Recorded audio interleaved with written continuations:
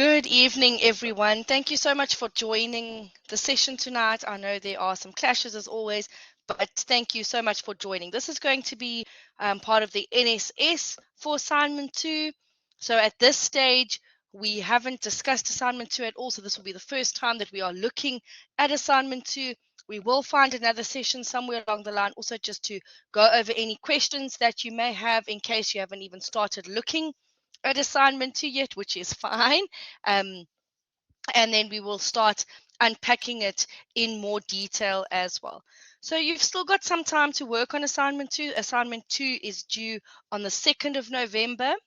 So we do have a few more weeks still in order to get that in. So we've got a couple more weeks, but we do know that October is super duper duper busy. So best, if you haven't started it yet, best is to start it as well. At this stage, you should have all received your results for the first assignment. Well done, everyone. The results so far were very, very good.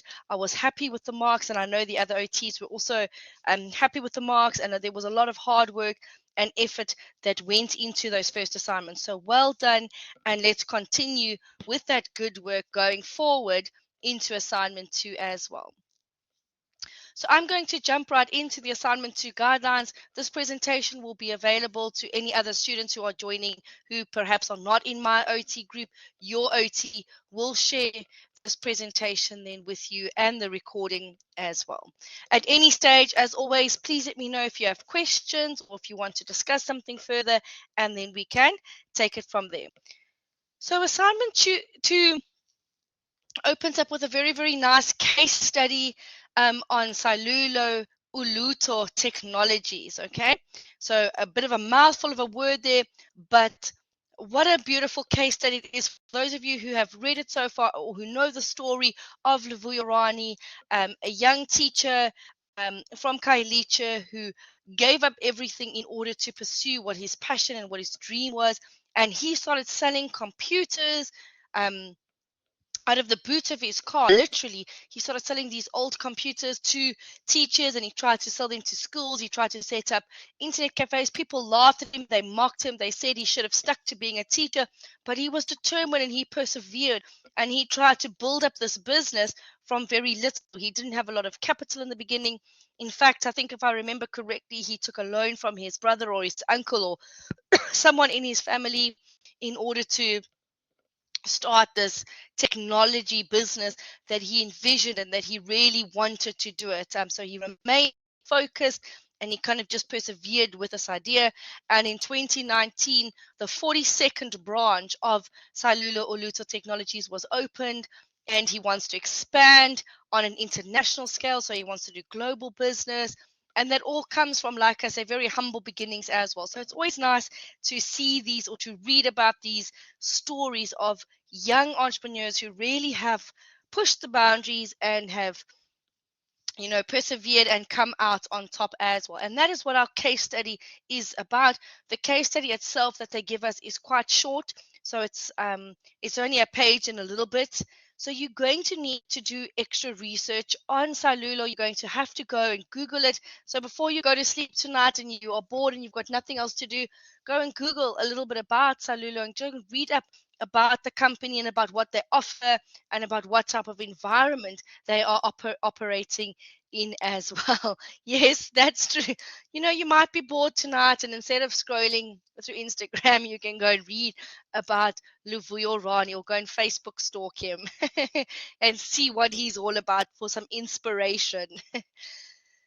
But you'll see, guys, you should feel inspired because, like I say, it really is one of those feel-good stories.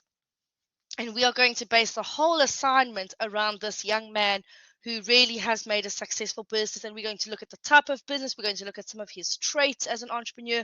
And we're going to look at how he manages and leads his business. So again, guys, the answers are not going to jump out from the case study. You need to go and do some references as well. So there obviously are some starting points in the textbook that I'll highlight to you guys as well. But I would suggest that as a starting point, you go and Google Salulo Uluto and just go and read a little bit more about the company in itself and about Luvuyo Rani as well. As you'll see, there are a few questions that are based on him and his characteristics as a person or as an entrepreneur. So just to reiterate, remember, the assignment is due on the 2nd of November. You're going to submit it via VC Learn before 9 o'clock as per normal, with all your references, with your bibliography list at the end, and don't be late with the assignment, okay? So get it done on time.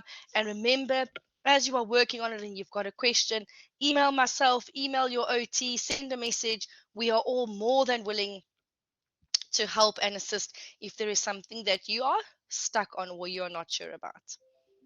Okay. So let's jump right in. You will see the assignment itself is structured around 4 different questions. Again, it's 100 marks in total, divided up into these 4 different sections or 4 different questions. Question 1 we find is a more of an introductory question that we would have. Here we're going to look at Salulo's business, and we're going to look at the remote and the macro environment. Okay. So remember, in business management, we get 3 different environments. We get our micro environment, we get the macro environment, and then obviously we also get the market environment as well. So we are specifically focusing on the macro environment. Macro meaning external. So I have had in the past where people or students in particular do get it a little bit confused.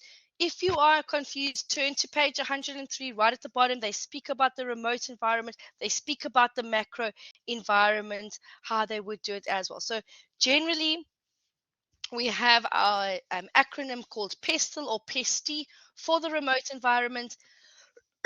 Sorry, it's on page 103 and 104. So you can see the page numbers here on the screen as well. So there's a beautiful diagram on page 104. So if you just turn over, you'll see there's a beautiful diagram which explains the remote environment in detail.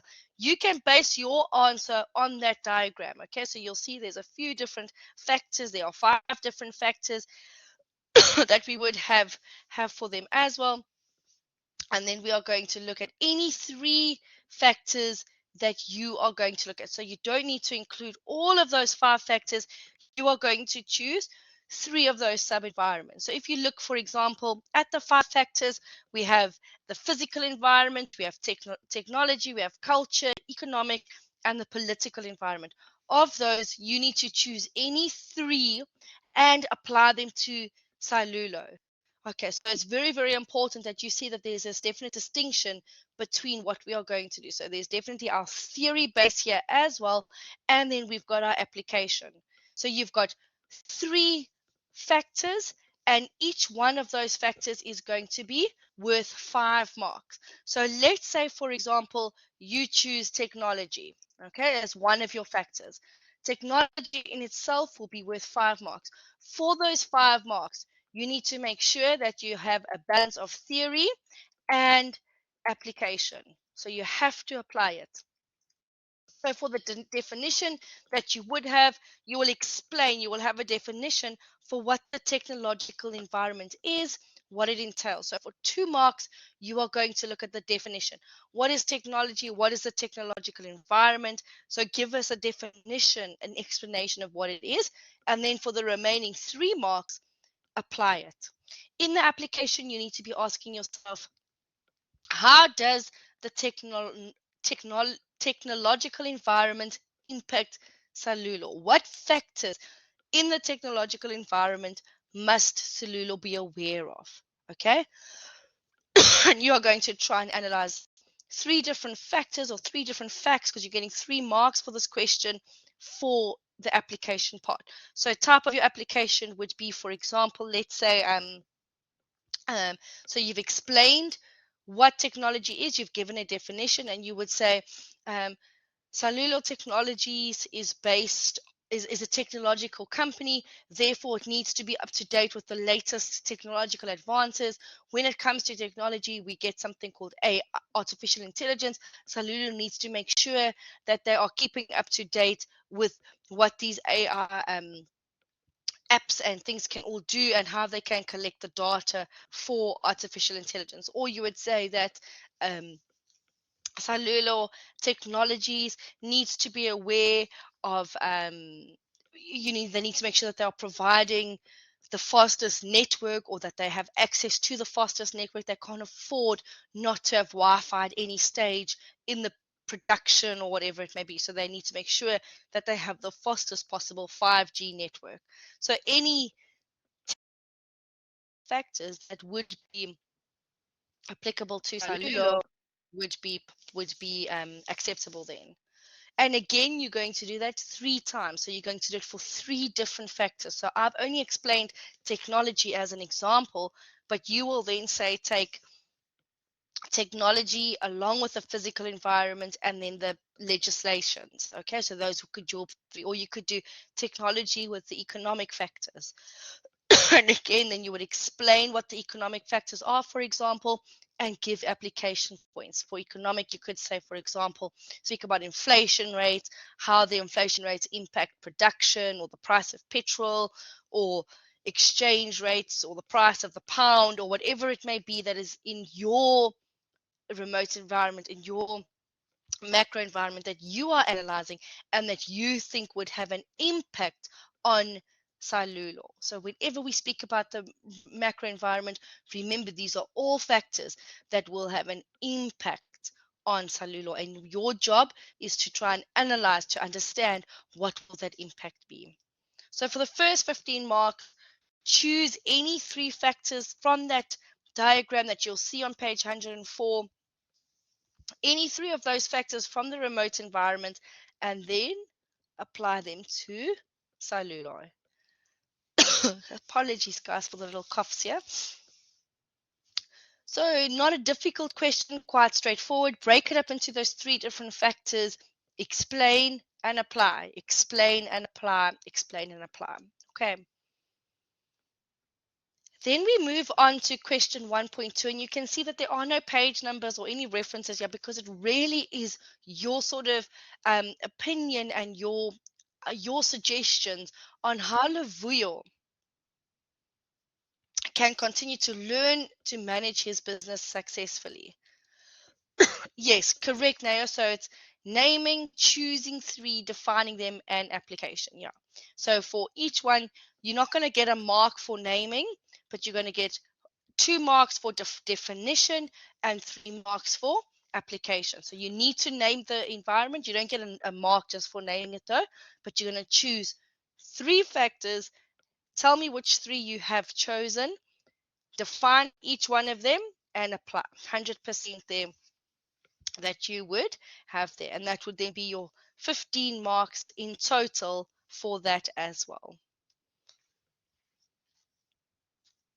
Okay, so everyone else happy with that question? Great, thank you.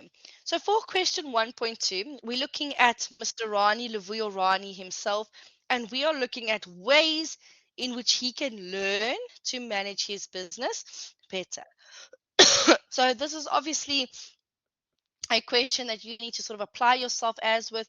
There is some information which I'll give you the page number now for you in the textbook as a starting point, but I didn't put it on here because I do want you guys to do some extra research here as well.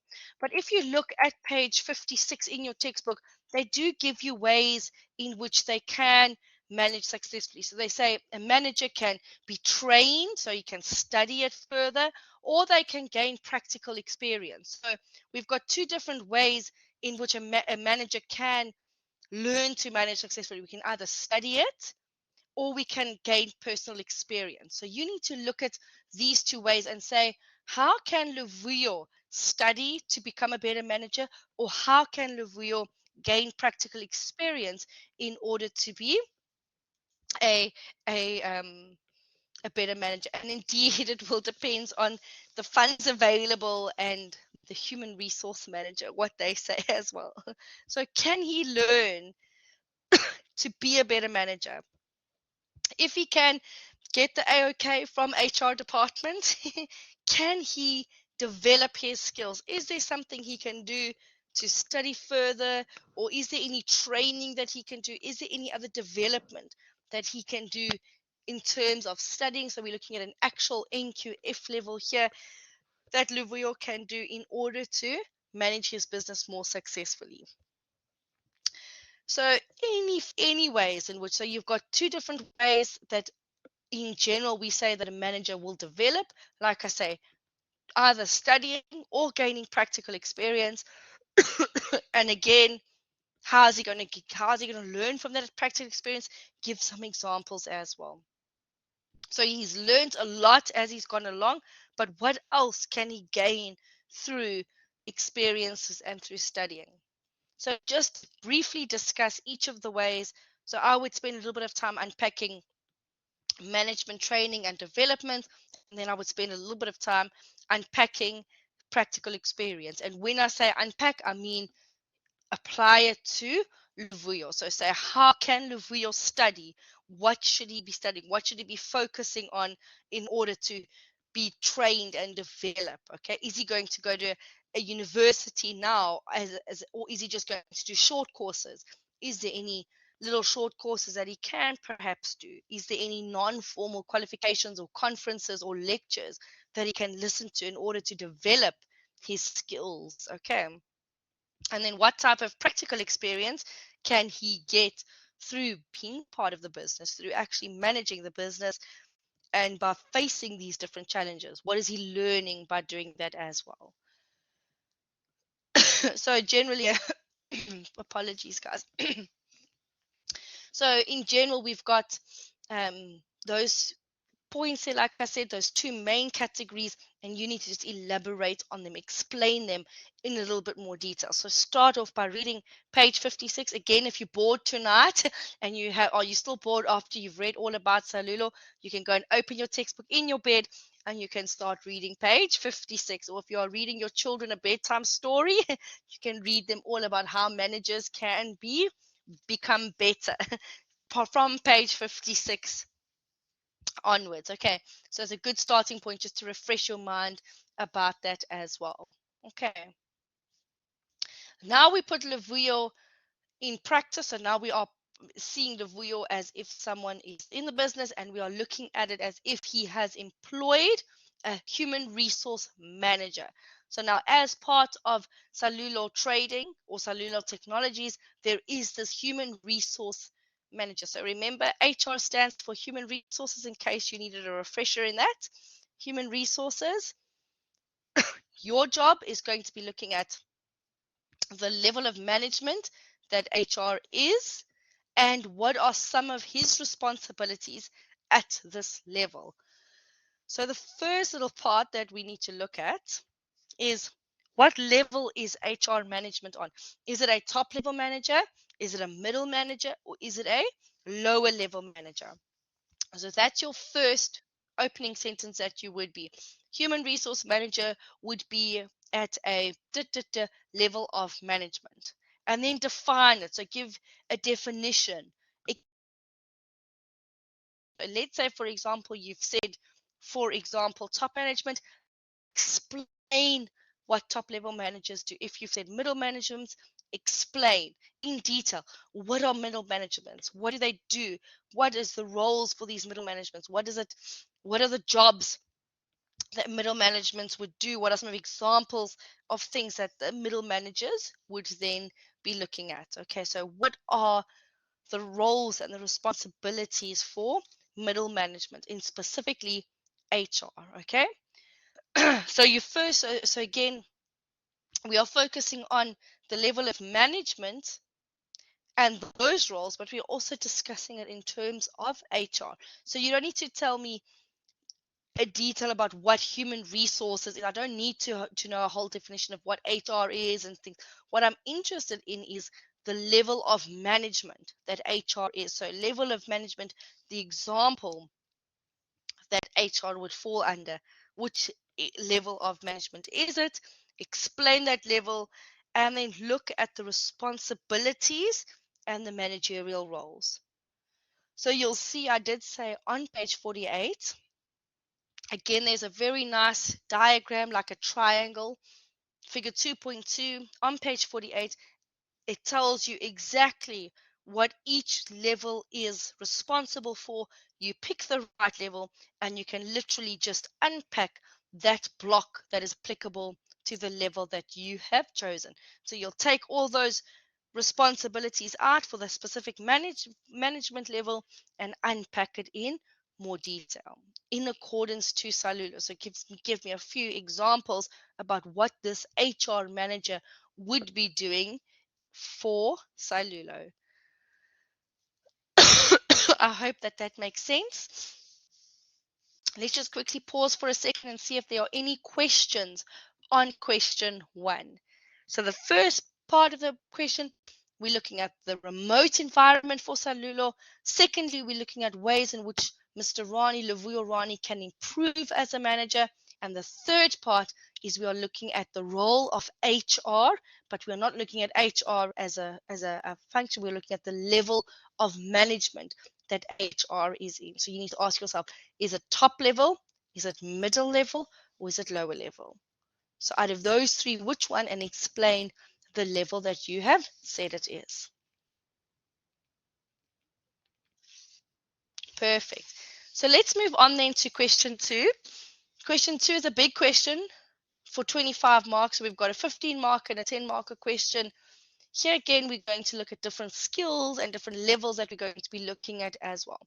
So the first question is that Luvuyo wants to understand his role as a manager and a business owner. So he needs certain managerial skills, and he needs to possess all these skills that managers need to have. Now, when we speak about management, we speak about different managerial skills that a business leader should have. We've spoken about it quite a bit as well. So there are 3 main different skills that a manager would have, okay? The first part is technical skills, then they need team building skills, and they need drive. So out of each 3 of those, you're going to elaborate on them in more detail, and you're going to apply them to Luvuyo. So it's very, very important, again, that you can see that this question is twofold. Describe. So if you look at the first part here, we are looking at describing each layer, okay, or each skills category, and then apply to Luvuyo. So there are 3 different skills categories. You are going to explain each one and apply it to Luvuyo. So again, if you look on page 53 and page 54, they give you a nice diagram on page 54 again, where they speak about the technical skills, the team building skills, and the drive. So let's say, just for an example, you're starting off with technical skills. So you would say, as an example, all managers would need technical skills. Technical skills are da, da, da, da, da. There's expertise. They need to be able to set goals and objectives. They need to be able to solve problems, challenges. They need to use their imagination in creative ways to find solutions for certain problems. So you've described, you've defined what technical skills are, and then you need to apply it to Luvuyo. Luvuyo would need technical skills. He would need to have some experience in working with computers, or putting together computers, or fixing computers. He would have to have set himself goals and objectives. He would have to be able to solve problems. When people in the beginning didn't want to buy the computers, he had to think of another way to sell the computers. So those are all the technical skills that Luvuyo would have. Then you do exactly the same for team building. Define team building, give a definition, a solid definition of what team building is, and then look at Luvuyo's team building skills. And then the same for the last one, which is drive. Give a definition of drive, explain what drive is, and then apply drive to Luvuyo. Tell me, how did Luvuyo exert? How did he display that he had energy? Did he have control of everything? Was he determined? Did he persevere? Did he did he perform time and time again without being disheartened? Okay. So those are the 3 managerial skills and how you would elaborate on them. Each one of those 3 would be worth 5 marks. So you've got 5 marks for technical, 5 marks for team building, 5 marks for drive. Explain each one of them in more detail. And then for 10 marks, this question 2.2, okay? This is when, again, you're going to have to read a little bit further on here. And he would say that Luvuyo has been approached by an international investor to buy Salulo, okay? So someone came along and said that they offered him some money and they want to buy Salulo, which means that things will change for the organization. So the employees, the staff get very worried, okay, because they don't want change. Are they going to be employed by this new investor? Are they going to receive the same salary? Is the work environment going to remain the same? So there's a lot of questions and doubts and fear when change happens. We know that even as humans, we don't like change. We like things to stay the same. It's what we are comfortable with. Now all of a sudden something comes along to rock the boat and we get stressed. We are concerned. Okay. So now you need to advise Levuyo on how he can ease the change in more detail. So how can he incorporate the change better within the organization? So how can he help employees overcome resistance to change? So he doesn't want this resistance to change. He wants the employees to feel comfortable with the changes that are about to happen. And there are different ways in which we can overcome change, okay? So in our textbook, starting on page 131, they give us, I think it's 6 different ways in which we can deal with change. You need to choose 5 of these methods, and you need to tell Levuyo how he can implement these 5 methods to resist the implementation of change. So what can he do in order to overcome this resistance, to get the employees on board with the change, okay? So you'll see, for example, one of the methods is to educate and communicate. So you would take education and communication and you would explain the method briefly. So say, this is when information about the change is shared with employees. We educate them on why it is happening and how it's going to happen. We break down any barriers. There's no misinformation. We communicate. We are open and honest. And we have question and answer sessions where employees can ask questions and their eases can sort of be put to rest, okay? So how can Levuyo implement that? You could say, Levuyo would need to host a session where they share information, or is this information going to be shared via email? What is best for Levuyo Technologies? So I advise him on what he can do in order to get the employees on board with the changes that are supposed to be happening. So you're going to be identifying 5 different methods. So 5 different ways in which they need to um, in which they can overcome the resistance to change there as well. So any 5. Okay, so if you start reading on page 131, you'll see there are 6 different methods. You choose any 5 and um, apply it as you go along. Okay. Any questions on question 2? Okay. Please, if you think of one as you're listening again, let me know. Perfect. Thank you so much. Great. Perfect. No problem. So if we look at question 3, again for 25 marks, same structure, 15-mark question and then a 10-mark question. Here, the first question is theoretical, based with a little bit of application as well. We start looking at page 558. So we jump right towards the back of our book again, where we speak about the different trait theories that you would have. So there's quite a lot of information in our textbook about trait theory. But again, here, you are encouraged to do extra research. So go and read a little bit more about trait theory. And yes, Deervold as well. A good question there. So remember, Kotta and Lewin, they gave us the 8 steps on how to implement change. So if you focus on those would be the 8 steps on how to do it properly.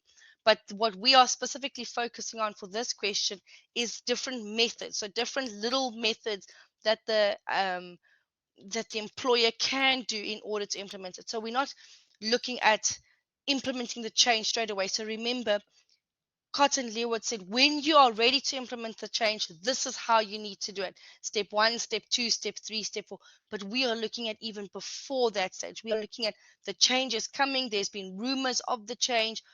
Before the change happens, what can I do to get the employees on board before those steps happen? So what you are referring to are the steps when the change is actually imminent. It is happening now. But our question 2 is asking us, even before that, those steps are in, how can we get the employees on board so that when Kotte and Lewin say step 1, step 2, step 3, 4, 5, 6, 7, and 8, we've already got them on the right page to embrace that change. So we are looking at the factors like educating them, facilitating them, negotiating with them, with the employees. So that takes place before Kotte and Lewin. Bribe them with some money. Pay them more. Does that make sense, Devolt? Just quickly let me know before I carry on. Okay, perfect. So you're not on the wrong page. It's in the same context, but like I said, you're just one step ahead. You're already doing the implementation. Whereas here we are looking at the methods to implement it. So specifically focused, like I said, they're on page 131. Great. But yes, if you've got an ICE task or a previous assignment, you are welcome to use that information in your work as well. Okay. So now we are focusing on Levuel and we are focusing on the trait theory. Remember, ladies and gents, that the trait theory are the personal qualities and characteristics of a leader, of a successful leader. So Levuel, we can agree, has been a successful leader or is a successful leader. So what traits does he have? What characteristics does he have that makes him a good leader? So step 1, define trait theory. So step 1 is to always give the theory. Explain the trait theory, write all the information that you know about the trait theory, identify the traits, write the traits down that they say leaders should have. So you would say something like, theory says that leaders should have integrity, they should be competent, they should be consistent, they should be trustworthy. And then explain those words, explain the trait theory, and then go on to say, Levuel displayed good elements of the trait theory. He had certain personal qualities that made him a successful leader. He showed integrity. He was loyal. He showed openness. And back up what you have said. In other words, support what you have said. So find information from the case study to back up what you have said. Okay. So he is a good leader because he is trustworthy. He showed that he had integrity. He was honest. He was truthful. He was trustworthy. And say, where did you get that from? How does it come across in the case study? And then question 3.2, again, yes, exactly, Gaston. That's exactly what it would be. Remember, we spoke about Capitec CEO Harry Faree. We looked at him as his personality. You're doing the same thing here for Levuel. You're saying, what traits did he have that made him a good leader? Okay, so the first half of the question, define the trait theory. So the first half of the question is the theory of trait theory. So what does trait theory say? It says, if you are born with X, Y, and Z characteristics, it means you should be a good leader. And then you can say, Levuel was, or he displayed integrity, competence, consistency, loyalty, openness. Therefore, Levuel should be a good leader because he has all the necessary traits that the theory says should make him a good leader. 100% that. Then question 3.2, we now look at the difference between a manager and a leader. And they are asking you whether you think Levuel is a good manager or a leader or both. And at this stage, ladies and gents, there is really no right or wrong answer. as long as you are able to justify your choice. Okay, so you need to justify why you say it is what you say. So we do have the comparison between the two. So first half of, or first little bit of the information is to say, what is the difference between a manager and a leader? Compare manager and leader.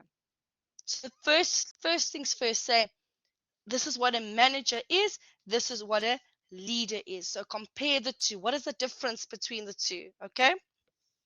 And then say, according to that theory, or after reading this theory, I can confidently say that Levuyo is a manager, or Levuyo is a leader, or Levuyo shows elements that he is both a good manager and a good leader. As long as you are able to justify your answer, back it up, say why you've said that for 10 marks, you will get your marks there as well. So step one is always theory. What theory are you looking at here? You are looking at comparing a manager and a leader, and then you're going to say which one is Levuyo. And very importantly, why? Justify that answer. Justify the answer. Say, why do you say what it is that you are saying? And that's question 3. And then if we very quickly look at our last question, question 4, is our essay question for 20 marks. So after everything, we write our final essay. Remember the essay structure, ladies and gentlemen: introduction, body, conclusion, well written, good academic writing. Remember your references. Remember, don't reiterate or don't repeat certain. So if you've said Levuyo is a manager in one sentence, don't go and rewrite it a couple of times afterwards as well. Okay, so keep it short, keep it sweet. Remember, there is a word limit of 900 words. After the essay, try and stick to that as far as possible. And what are you going to focus on? You are going to focus on the reinforcement theory. So again, we've got another theory of motivation here, reinforcement theory. We are going to look at how Levuyo can use the reinforcement theory to ensure that he motivates his staff so that we can make sure that we are still motivated. Oh yeah, you're being sneaky. You see, usually students need extra words because they've got so much that they want to fill in. So they need to say, I always get the emails that say, Kim, my essay is a little bit over, and I'm like, it's fine, don't worry, you can go a little bit over. Now you want to be less. You're just the opposite. 900 characters, imagine, it would be very little for 20 marks. So you are going to be looking at the reinforcement theory. You are going to use practical examples for Levuyo. So firstly, again, start with the theory. So conduct your extra research. Tell me, what is the theory about? Explain the theory in more detail. Give me examples of the theory in relation to Levuyo Rani. Okay, so look at the reinforcement theory, say, this is how it works. It is how we encourage people to repeat a certain behavior. So we reinforce a behavior. So when someone behaves well, we reward that behavior so that they want to do it again, so that they get that reward again. So that's what the reinforcement is. It's a function of the consequences, the reward. The consequence. If we do something wrong in a business and now we have a negative consequences, say now we minus money, or we have to pay, whatever it may be. Sorry guys, if we have to pay in or whatever, that's negative reinforcement, but we're not going to do that same mistake again in fear of losing part of that salary again. Okay, so it's almost like a punishment that we would have. So we get positive reinforcement and negative reinforcement. Explain everything, explain the reinforcement theory, look at the reinforcement theory in more detail, and then apply it to Salulo and Levuyo. So say, how can Levuyo implement positive reinforcement? What rewards can he offer his employees to encourage them to behave in a certain way time and time again to get that desired behavior out of it? So we are rewarding this good behavior. So what practical examples can we think of? Should Livuyo, like we say, is it a monetary incentive? So every time an employee behaves in a certain way, they get a monetary incentive. Is it a day off that they earn? What is the reward that they're going to be earning if they behave in a certain way? So if they perform well, if they reach all their targets, if they reach their objectives, what is the reward going to be for them, and how can he continue to implement that in order to reinforce that behavior time and time again? Then have your conclusion. Make sure you're using examples throughout the essay. Again, your examples should be applicable to Livuyo and Salulo technologies. Once you've finished your essay, go and have a look at the rubric. So you do get a rubric attached to your assignment as well. So if you have a look at the rubric for question 4, they give you 5 marks for structure and then 15 marks for content that you would have. So to get your 15 marks, you need a comprehensive theoretical explanation of the reinforcement theory. You're looking at all the types of reinforcement and the strategies to schedule that reinforcement. So you've looked at all of it.